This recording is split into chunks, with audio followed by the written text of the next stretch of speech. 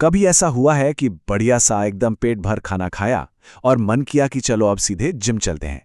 ये एक ऐसा सवाल है जो हम सबको कभी न कभी परेशान जरूर करता है।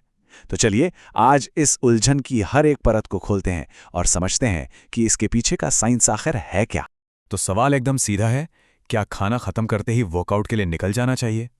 इसका जवाब थोड़ा सा ट्रिकी है, लेकिन फिक्र मत कीजिए। बस अगले कुछ मिनट में सारी कंफ्यूजन दूर हो जाएगी और आपको बिल्कुल क्लियर हो जाएगा कि करना क्या है। तो चलिए थोड़ा साइंस में गोता लगाते हैं। कभी सोचा है कि जब पेट एकदम फुल हो और हम दौड़ने लगें तो हमारे शरीर के अंदर असल में चल क्या रहा होता है?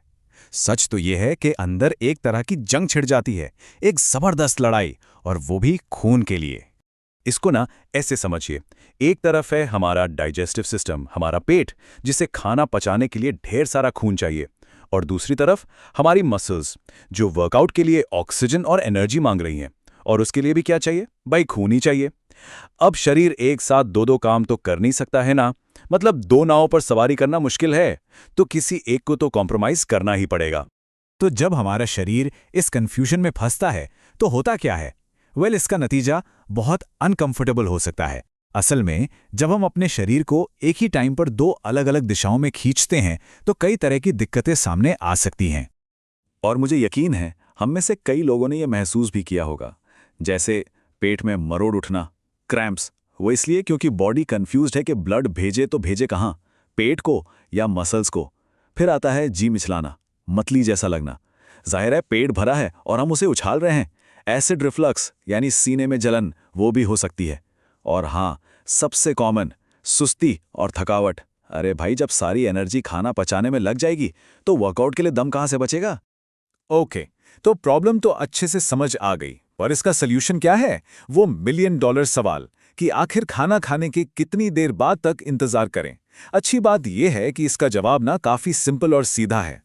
देखिए, एक सीधा सा रूल है। सब कुछ इस बात पर डिपेंड करता है कि आप किस तरह की एक्सरसाइज करने वाले हैं। अगर प्लान हैवी वर्कआउट का है, मतलब रनिंग, वेट लिफ्टिंग या कुछ भी इंटेंस, तो प्लीज अपने शरीर को खाना पचाने का पूरा टाइम दीजिए। मतलब कम से कम 2 से 3 घंटे का गैप रखिए। लेकिन अगर आप सिर्फ एक हल्की फुल्की वॉक पर जाना चाहते हैं तो ये तो बहुत ही बढ़िया आइडिया है। सच तो ये है कि खाने के 10-15 मिनट बाद टहलने से डाइजेशन और भी अच्छा होता है। पर रुकिए, कहानी में एक छोटा सा ट्विस्ट है। क्या आप जानते हैं कि एक ऐसी एक्सरसाइज भी है जिसे खाना खाने के ठीक, मेरा मतलब है बिल्कुल फौरन बाद किया जा सकता है? जी हां, आपने बिल्कुल सही सुना। ये इस पूरे नियम का अकेला और बहुत ही इंटरेस्टिंग एक्सेप्शन है। और वो खास आसन है वज्रासन। ये एक बहुत ही सिंपल लेकिन उतना ही पावरफुल योगा पोस्चर है। और कमाल की बात यह है कि ये अकेला ऐसा व्यायाम है जिसे पेट भर खाना खाने के बाद करने की सलाह दी जाती है। तो सवाल ये है कि ये काम कैसे करता है? इसका मैकेनिज्म बड़ा जबरदस्त है।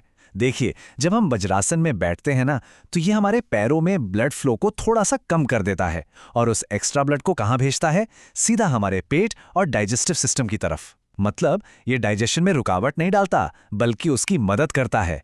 ये बाकी सारी एक्सरसाइजेस से बिल्कुल उल्टा काम करता है। कमाल है ना? तो इस पूरी बातचीत का निचोड़ क्या है? सबसे जरूरी बात, अपने शरीर की सुनना। देखिए, नियम कानून अपनी जगह हैं, पर हमारी बॉडी हमारी सबसे अच्छी गाइड है। अगर कभी भारीपन लगे, कोई दर्द हो या बस ठीक महसूस ना हो रहा हो, तो रुक जाइए। अपने शरीर के सिग्नल को समझना ही सही बैलेंस बनाने का सबसे पक्का तरीका है। तो अगली बार जब खाना खत्म हो तो एक सेकंड के लिए रुकिए और बस खुद से पूछिए, मेरा शरीर अभी क्या चाहता है?